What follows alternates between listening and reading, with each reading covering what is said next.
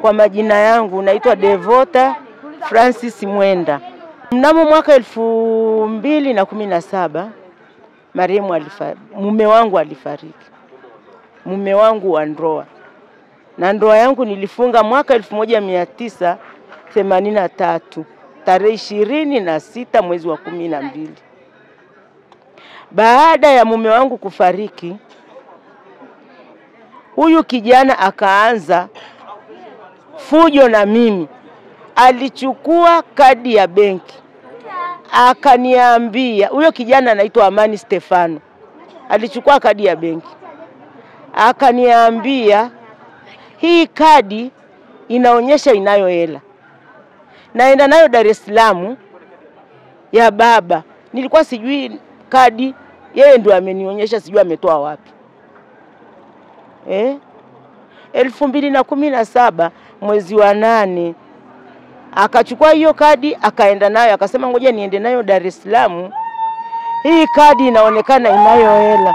Akanipigia simu akaniambia, mama, nimemuona huyo mpangaji wangu anayefanya kazi benki. Amesema kwenye hiyo kadi kuna 2,200,000 na 400,000 na 400,000. Akaniambia, nenda. Aliniambia, nenda ukaripoti kwa mwenyekiti wa mtaa. Nenda kwa mwenyekiti, kwa mtendaji wa kata. Ukishafika pale, ukishaenda huko, uende mahakamani. Nikaenda mahakamani. Nikaenda kwa mwenyekiti, nikaenda kwa mtendaji, baadaye nikaenda mahakamani. Nilivyoenda mahakamani, tukaanza hiyo nani sasa. Nikaenda kunani mirasi. Huyo kijana ni mtoto wa mke mwenzangu.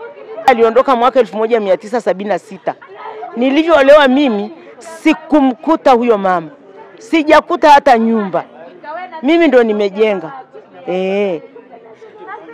Baada ya hapo huyo kijana akaja hapa. Mimi ndo nimemwambia kuna mtu anataka kunani kuweka timba. Akaniambia basi nitakuja. Akaja. Akamwambia huyo kijana, nani hiyo timba iliwekwa hapo. Akamwambia huyo kijana, nitakuletea, ngoja nikachukue nani mkataba, nitakuletea mkataba mimi mwenyewe. Akamletea mke wake, akaleta huo mkataba. Baada ya kuleta huo mkataba akauweka. Mimi ninajua tu ni mtu mzuri. Alikuja siku ya Ijumaa, Jumamosi, Jumapili yule mwanamke akaondoka. Jumatatu hawa watoto, kuna mtoto wangu mkubwa akaja, akaniambia mama. Akamwambia mama, mimi ndio nimemuuliza. Akasema huo mkataba uko wapi? Nikamwambia wifi yako amechukua. Akaniambia wewe ni mwoga sana. Wifi yako nani huyo kwa nini ukamwachia akachukua huo mkataba? Nikamwambia ngoja nimpigie simu. Nikampigia simu. Akaniambia huo mkataba sio wa kwako wala haukuhusu. Kilichotokea leo ni watu wa Rita wanakuja kuniuzia nyumba.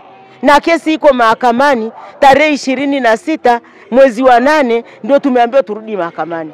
Na siku za nyuma alikuwa anapiga kesi mwenyewe pasipo kuniambia mimi. Mimi nilikuwa sijui. Na akaweka na nani wake, mwanasheria wake. Jambo la pili, akatafuta mtu mmoja anaitwa Kikoti, Simon Molel. Huyo Simon Molel akasema ndio ndugu wa marehemu. Na wakati marehemu alikuwa hana ndugu. Ni yeye peke yake. Ndugu zake wapo, wa baba mkubwa na wa baba mdogo wapo, lakini kwa kuzaliwa yeye peke yake. Na ndugu dada zake wako wawili. Rita ndio wamekuja. Amesema yeye ni nani mwanasheria wa serikali. Lakini kuanzia juzi walianza kuja. Na wakati mimi nilichukua barua. Nilimwomba nani mwanasheria wangu aniandikie barua ya kuhusu kesi mahakamani, mwenendo wa kesi. Nikachukua barua ya kwanza, nikapeleka kwa OCD. Nikachukua barua ya pili, nikapeleka kwa mkuu wa wilaya. Nikachukua barua ya 3 nikapeleka kwa afisa tawala. Ya 4 nikapeleka kwa mtendaji wa kata. Ya 5 nikapeleka kwa mtendaji wa mtaa. Wakati ninakuja nyumbani na nikapigiwa simu, nikaambiwa madalali wamekuja. Nikasema madalali wa kutoka wapi? Nikaja nyumbani nikawakuta kweli wapo. Akasema wewe mama umeshauziwa, hii nyumba imeshauzwa. Ustahili kukaa kwenye hii nyumba. Yuko mtu mmoja sijui ni mjambazi, ana maalama huku kichwani. Na mkileta fujo tuna bastola tutawavunja miguu. Na miko yangu mimi makubwa, naomba Mama Samia asikilize hili. Kwa jinsi mimi mjane ninavyonyanyaswa. Huyo kijana alikuwa hajagi hata nyumbani. Amepata njia ya kuja nyumbani baada ya babake kufa. Babake alivyofariki ndio ameanza kuja. Alikuwa akanyagagi nyumbani.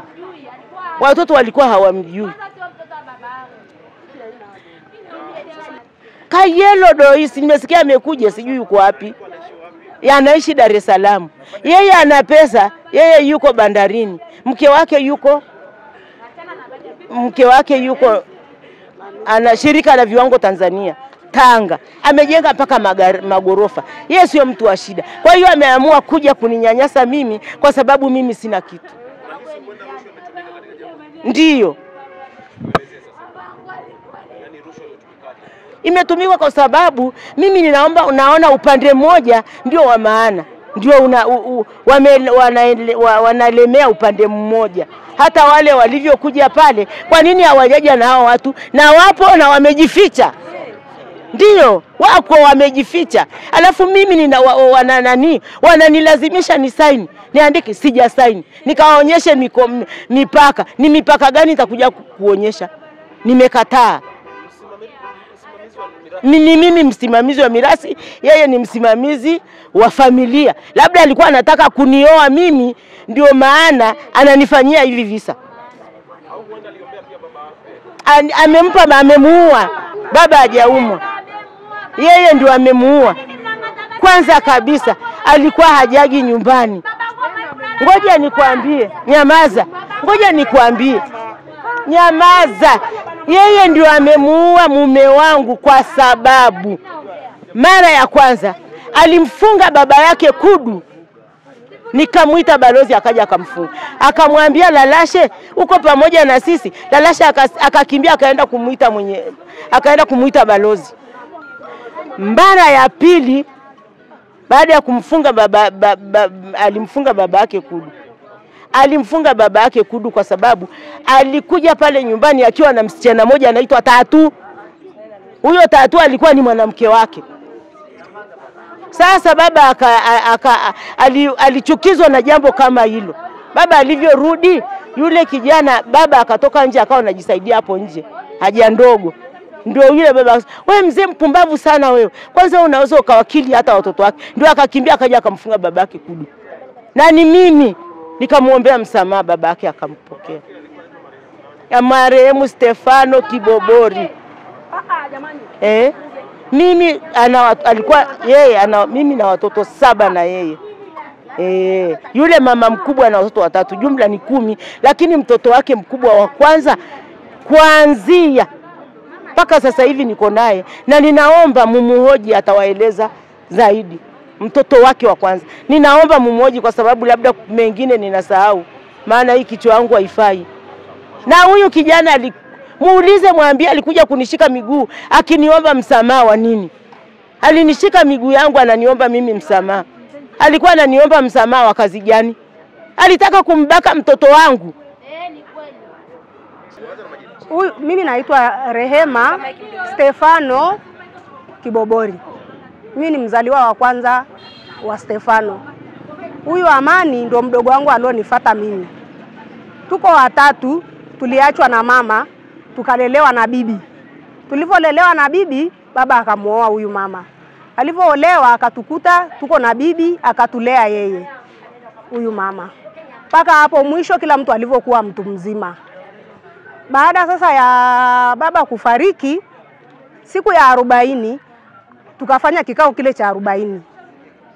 Amani akaulizwa kuna tatizo, kila mtu akaulizwa kuna tatizo, tukasema hapana, hatuna tatizo. Tukaambiwa tuchague msimamizi wa mirathi nani, sisi kama familia tukamchagua mama. Tukaambiwa tuchague msimamizi wa familia, tukamchagua yeye.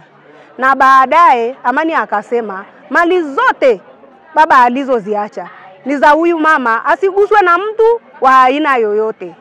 Tukakaa baada ya hapo. Baada ya hapo kidogo tukashangaa Amani ameenda kuanzisha nini? Kesi ya kusema anadai sijui ana eka moja aliopewa na baba. Mama akamwambia, mimi sijui shamba ulilopewa na baba yako, maana baba yako hajawahi kuniambia amekupa nini, tofauti na zile ulizouzaga ndo zilikuwa mali ya zako na kila mtu amepewa za kwake. Kila kijana amegaiwa za kwake, sisi wasichana tumegaiwa sehemu zetu. Kwa hiyo hakuna mtu yeyote aliyokuwa anadai nini? Mali. Na ili eneo analodai ni la kwake, sio eneo la baba, ni eneo la babu, alimpaga huyu mama kama zawadi ili eneo. Baada ya baba kupata hela akamwambia mama, naomba tujenge nyumba zitakazo tusaidia hapo kwenye hilo eneo lako. Maana ili eneo sio la kwangu, najua ulipewa na baba mkwe wako. Ndio mama akamwambia sawa, kwa sababu ni mali yetu sote, jenga, haina shida. Kwa hiyo sasa Amani alivyoanzisha vita ndo akadai kwamba zote, akaenda kuandikisha kwamba ni mali za baba zote, ndo akaenda Rita, ndo ikawa hivyo ilivyokuwa. Ni tamaa, wala hana shida yoyote. Ni tamaa. Ni tamaa nayo kwa sababu hana shida yoyote. Hakuna aliyekuwa mpenzi wa huyu mama kama yeye. Tulikuwa tukiongea kitu sisi watoto wengine mpaka amwambie yeye. Yeye ndo alikuwa anamsikiliza, lakini kila mtu sasa hivi hata boma hata nani wanashangaa alivyokuja kumgeuka kwamba amemgeukaje wakati alikuwa kipenzi chake. Hakuna, huyu mama hajawahi mkosea. Amani alikunywa sumu, huyu mama akakojoa mkojo, akanyweshwa akapona. Sawa, na mengine hayo alomfunga baba kudu, aliyofanya yote. Kila mtu anashangaa sasa hivi kwa hiki Amani anachokifanya. Tuliitwa kwenye kikao cha mkuu wa wilaya. Siku hiyo mali zikaorozeshwa, ikapangwa mgawanyo. Tukaulizwa. Sisi tukasema sisi watoto wengine wote za kwetu haziuzwi. Zitafutwe hela za kupewa Amani na huyo mdogo wake. Hizi mali zingine zibaki kwa mama. Ale wakati akiwa hai. Ndio mapatano yetu tulivyopatana siku hiyo. Uko na Amani, hata sasa hivi hapo wanakojificha wako naye. Na amenitishia sio mara moja sio mara mbili, amesema akimaliza hili anakuja kuniuzia nyumba kwa sababu mali zote huyu mama alizokuwa anauza mimi na Sai na wengine, kwa hiyo hata na mimi atakuja kuniuzia nyumba. Mtoto wangu akamwambia, ndio mahali utakako nijua mjomba, rangi yangu hujanijua. Kwa hiyo na mimi niko tayari namsubiri na mimi amalize hapa alafu aje aniuzie nyumba. Ndio maana amesema mimi ndio mwiba niliosimama upande huu. Angeshafanikiwa lakini mambo yake mimi ndio nimeazuia. Amani na nani ambao wameongana? Na Godfrey. Ndio. Mama yako alifunga ndoa na baba? Hapana.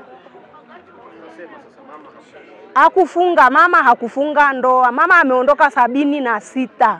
Ameniacha mimi nikiwa darasa la kwanza, nikalelewa na bibi. Ndio mpaka huyu mama alivyoolewa. Ndio. Ana cheti chake kabisa cha ndoa. Kabisa. Kabisa, anacho hata sasa hivi mkitaka atawapa. Mimi ushauri wangu Amani aache hii vita. Maana hii vita ni mbaya kwake.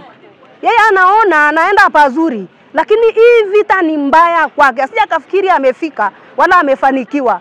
Mimi naongea nasema aache hii vita, kwa sababu angekujaga kwa amani, kwa upendo kama mwanzo, angefaidi vingi. Lakini sasa hivi kwa sababu anakuja kwa vita, aache vita. Vita itaishia pabaya. Wameandika barua yeye na mama yake wakapeleka kila mahali. Wakanichafua mpaka nilikoolewa, wakapeleka kanisani, wakapeleka kila mahali barua yeye na mama yake. Mama yake huyo mama yangu mzazi mimi. Sawa? Barua za kunichafua. Wamepeleka kanisani Manemane, wakapeleka kwenye kata, wakaleta boma niloolewa, wakapeleka kanisani kwangu Moshono, wakaleta kwenye boma. Sasa uzuri wa boma wananijua kama mimi ni mbaya au ni mzuri, hiyo ya boma haijalishi. Lakini Amani alitafuta sawa kuniharibia, na kilichosababisha naongea ili asikie na dunia isikie.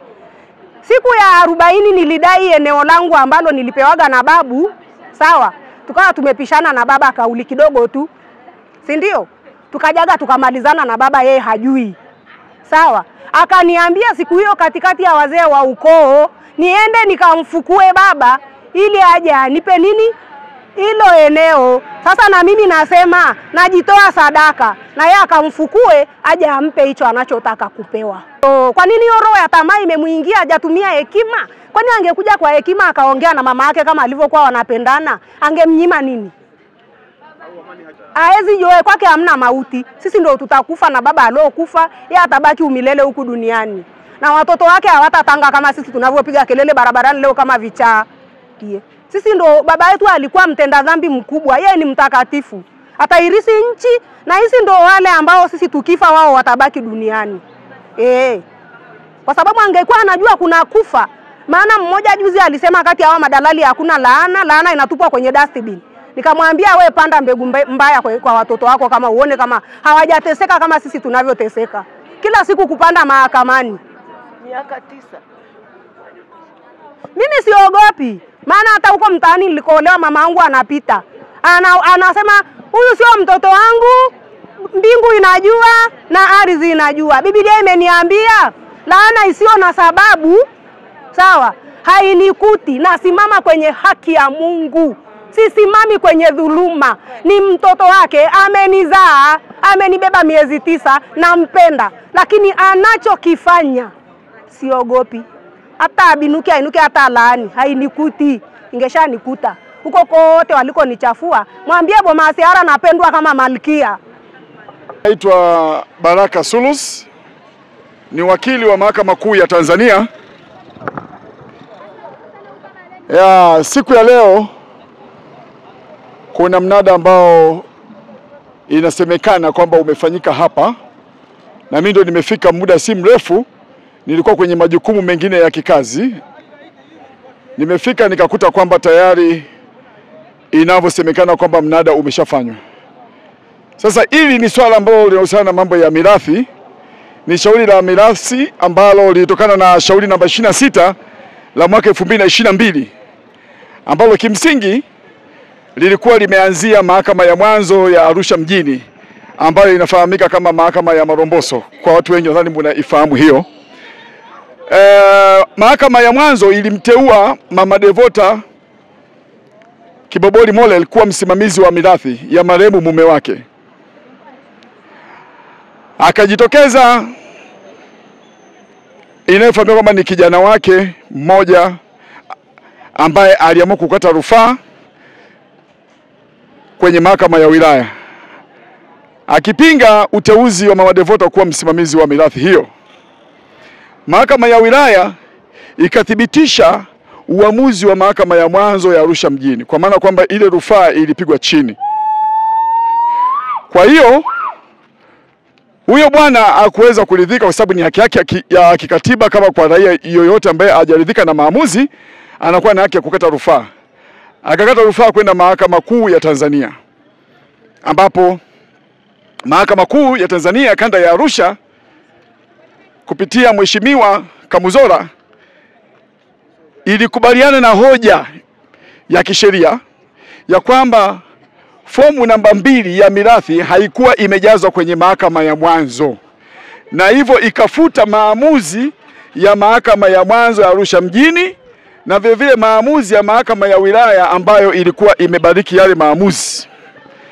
Lakini Mahakama Kuu hiyo hiyo ikaendelea kutoa amri au maelekezo ya kwamba shauri lianze upya mbele ya hakimu mwenye mamlaka kamili ya kisheria. Kwa lugha yetu ya mahakamani kule ya Kiingereza, ile hukumu pale kwenye mstari wa mwisho ilieleza kwamba the matter has to start afresh before the magistrate who has a competent jurisdiction. Hayo ndio yalikuwa ni maamuzi ya Mahakama Kuu ya Tanzania kwenye shauri namba 26 la mwaka 2022. Upande ule ambao ulikuwa umekata rufaa kwa mara nyingi, kwa mara mbili, haukuridhika na mwenendo ule na wala haukufuata maelekezo ya mahakama kwamba warudi kwenye mahakama yenye hakimu ambaye mwenye mamlaka ya kutoa maamuzi. Ikaanza kusikilizwa Mahakama Kuu. Sasa hapo, badala ya kwenda kuanza kusikilizwa kwa hakimu kwa mujibu wa maelekezo ya awali ya Mheshimiwa Jaji Kambuzora aliyoelekeza kwamba yaende yasikilizwe kwa hakimu mwenye mamlaka, ikabidi RITA wakafaili maombi Mahakama Kuu.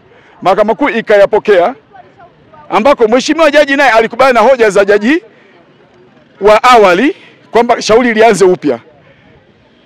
Na mpaka sasa hilo shauri bado liko mahakamani, linaendelea, linakuja kutajwa tarehe 26 mwezi wa 8 saa 5 asubuhi, na amri ya mahakama iko wazi, iko very clear, inasema ya kwamba all beneficiaries to attend, kwamba warithi wote wanatakiwa wawepo mahakamani tarehe 26 saa 5 asubuhi bila kukosa.